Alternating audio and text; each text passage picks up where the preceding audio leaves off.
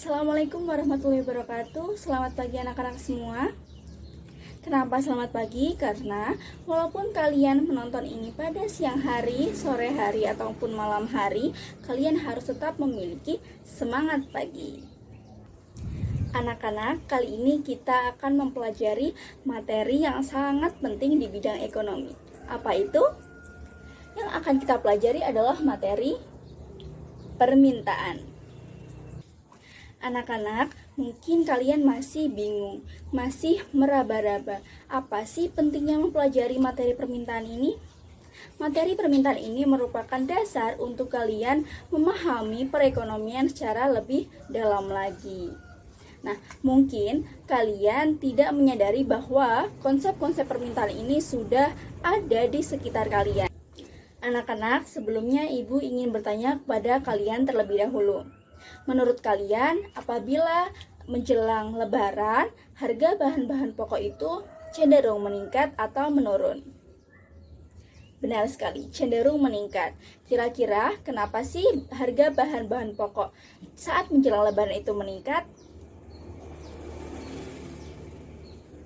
Bagus sekali, karena kebutuhan masyarakat akan bahan-bahan pokok juga mengalami peningkatan, sehingga permintaan akan bahan-bahan pokok juga mengalami peningkatan. Nah, misalnya saat menjelang buka puasa, saat sahur, kalian kan membutuhkan makanan. Nah, makanannya itu biasanya yang enak-enak, misalnya lontong, lalu makanan-makanan manis, lalu camilan, seperti itu. Itu kan membutuhkan bahan-bahan pokok. Nah, karena konsumsi masyarakat akan bahan-bahan pokok meningkat saat menjelang Lebaran, maka permintaan pun juga akan meningkat.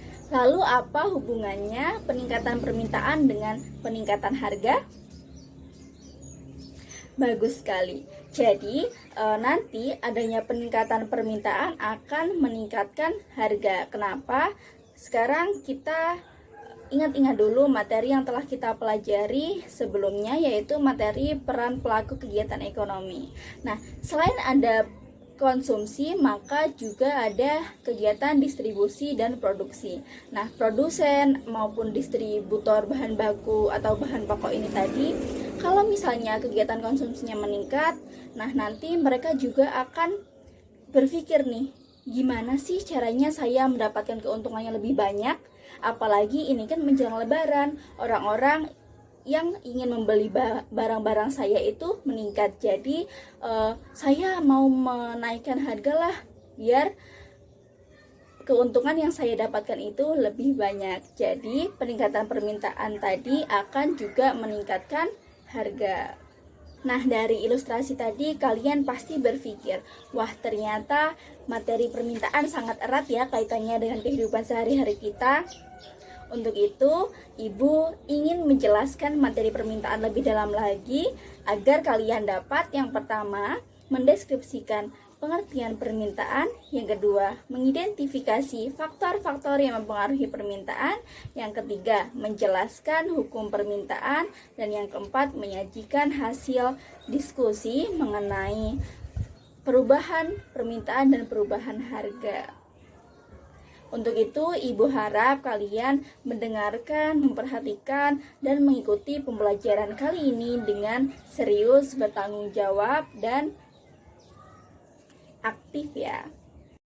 Pokok bahasan yang akan kita pelajari yaitu yang pertama, pengertian permintaan, yang kedua, faktor-faktor yang mempengaruhi permintaan, dan yang ketiga adalah hukum permintaan.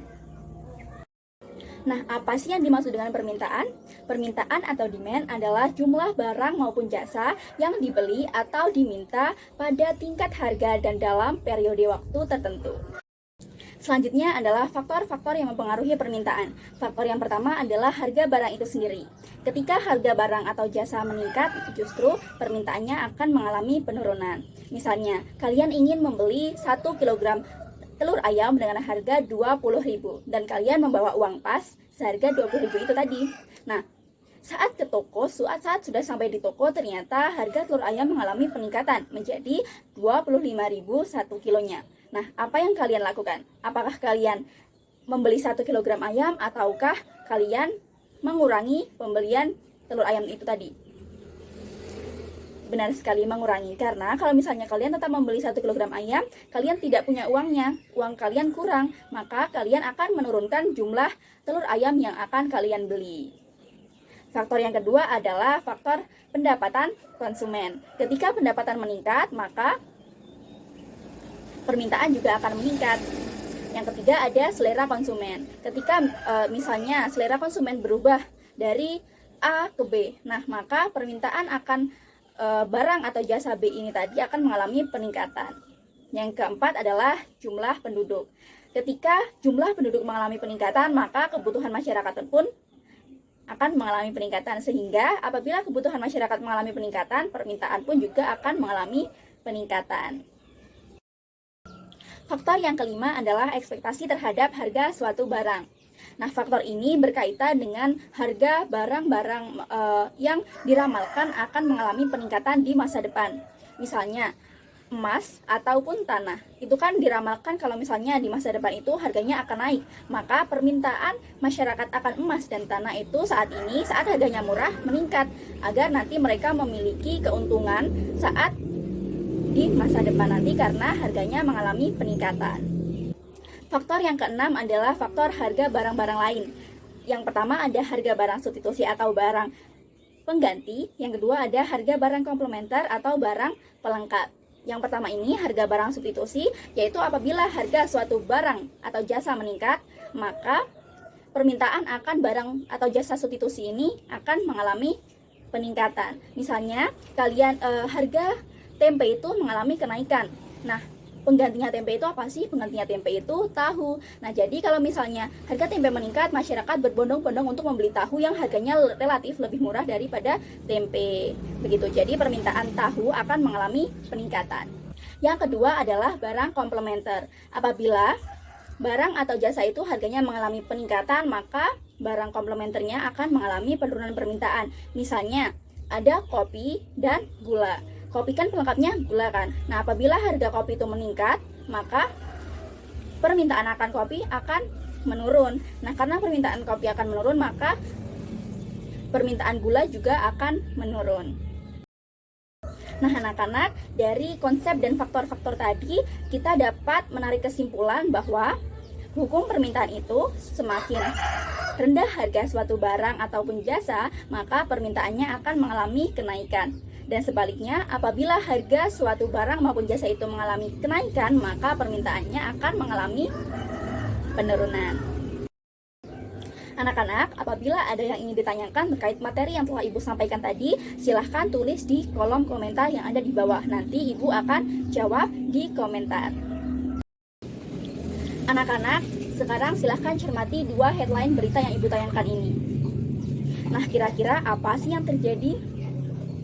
Anak-anak, dari 2 headline berita ini silahkan kalian buat rumusan masalah. Lalu silahkan kalian cari data-data yang relevan terkait dengan rumusan masalah yang sudah kalian buat. Nah, data-data ini kalian bisa ambil dari portal berita online ataupun dari YouTube. Lalu juga setelah mendapatkan data-data yang relevan, silahkan kalian analisis atau lakukan pembahasan mengenai rumusan masalah dengan data-data yang ada. Dan yang terakhir adalah berikan kesimpulan mengenai pekerjaan kalian.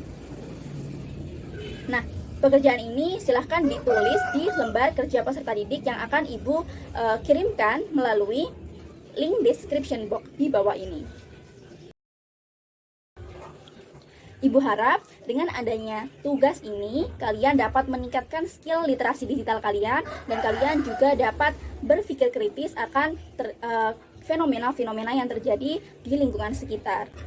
Nah, anak-anak, jadi kesimpulan pada pembelajaran kali ini adalah yang pertama, kita telah mempelajari konsep permintaan. Yang kedua, kita juga telah mengidentifikasi faktor-faktor yang mempengaruhi permintaan seperti harga barang itu sendiri, selera konsumen, pendapatan konsumen, jumlah penduduk, harga barang lain, lalu ada juga ekspektasi terhadap suatu harga barang. Nah, yang ketiga adalah hukum permintaan, yaitu semakin tinggi harga suatu barang, maka permintaannya akan mengalami penurunan dan sebaliknya. Sekian pembelajaran kali ini, semoga materi ini dapat bermanfaat untuk kalian dan untuk saya sendiri. Terima kasih karena kalian sudah aktif walaupun kita hanya bertatap muka lewat layar. Terima kasih juga kalian sudah mendengarkan, memperhatikan, dan mencermati dengan baik materi pada pagi hari ini. Dan sekian, wassalamualaikum warahmatullahi wabarakatuh.